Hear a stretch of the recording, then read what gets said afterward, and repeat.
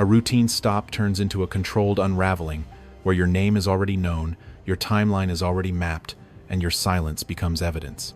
You face a patrol officer who asks simple questions, a detective who reshapes your memory, an agent who presents facts you never gave, and a prosecutor who offers a future measured in years. $15,000, October 2023, and one overlooked decision begin to connect into something far larger than you imagined. Every answer tightens the frame. Every pause fills the gaps. You think you are explaining yourself, but something else is being built around you. It started on a cold night in October, 2023 inches Los Angeles, the moment your routine broke without warning. Level 1, Patrol Officer. You are Daniel Carter, sitting behind the wheel at 11:47 p.m. when the red and blue lights flare across your mirror like a silent command you cannot ignore. You pull over on Sunset Boulevard, your hands steady but your mind already searching for reasons you cannot fully explain. The officer approaches slowly, flashlight cutting across your face, your dashboard, your silence, and you feel exposed without knowing why. He asks where you are coming from, and you answer simply, but even to yourself it sounds incomplete. He asks again, this time sharper, and you notice how the question changes slightly, as if testing the edges of your story.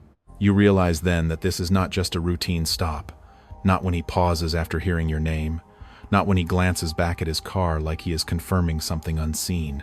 Your heartbeat stays controlled, but your thoughts start to slip, replaying the last 24 hours in fragments that do not quite fit together anymore. He asks if you have anything illegal in the vehicle, and you say no, but the word feels heavier than it should. There is no yelling, no threats, just a quiet pressure that builds with every second you remain seated under that light.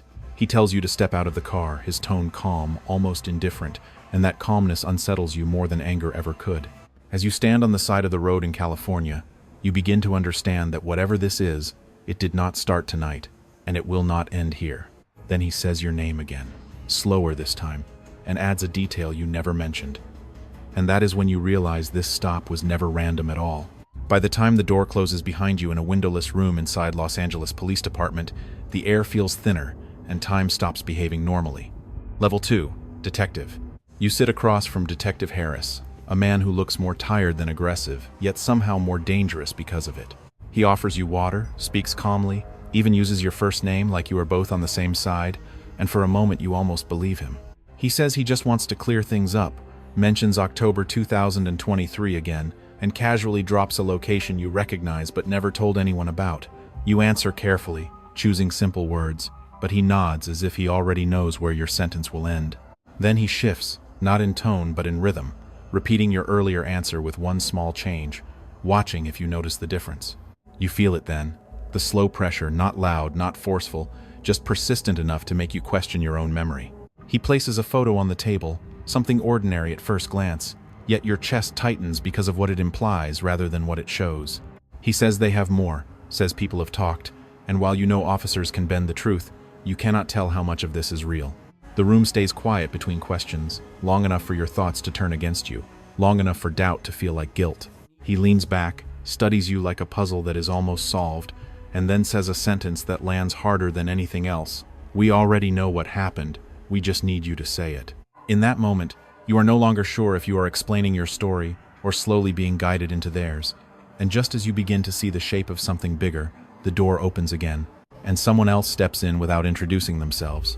The man who enters does not rush, does not raise his voice, and does not need to introduce himself for you to understand the shift. Level 3, FBI Agent. He sets a thin folder on the table, marked Federal Bureau of Investigation, and takes a seat as if this room now belongs to him. You notice the difference immediately, not in appearance, but in control, the kind that comes from knowing more than you ever said. He calls you Daniel Carter without checking a note, then slides a page forward that outlines your movements across the 12th of October 2023, down to exact times you cannot remember giving anyone. You try to stay composed, but the precision unsettles you, because it leaves no space for error, no room to adjust your story. He speaks evenly, connecting places, names, and moments like pieces of a structure already built, and you realize this is no longer about a single stop on Sunset Boulevard.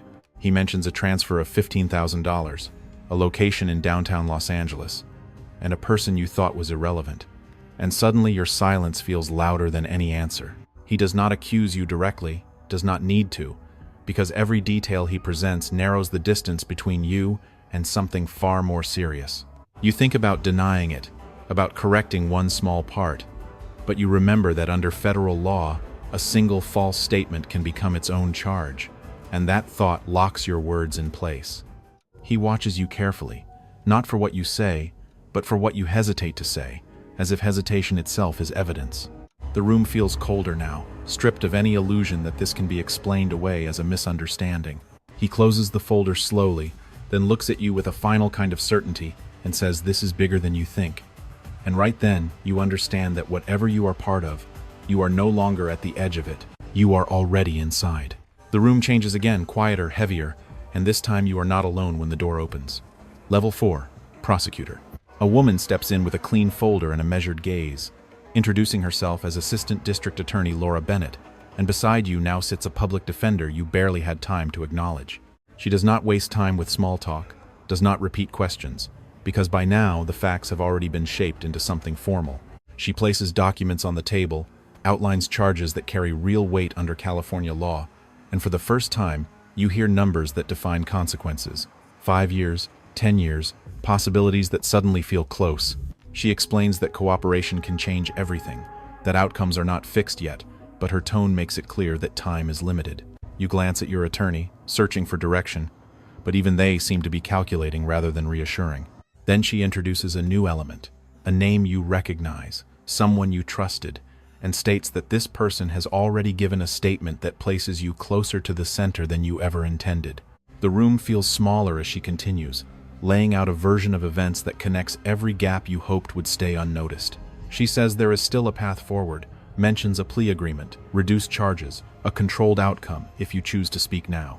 Your mind races through everything you have said, everything you held back, trying to measure risk against certainty, but neither side feels safe anymore. You realize this is no longer about what is true, but about what can be proven, and how quickly that proof is forming around you. She leans forward slightly, her voice steady, almost indifferent, and delivers the choice in plain terms.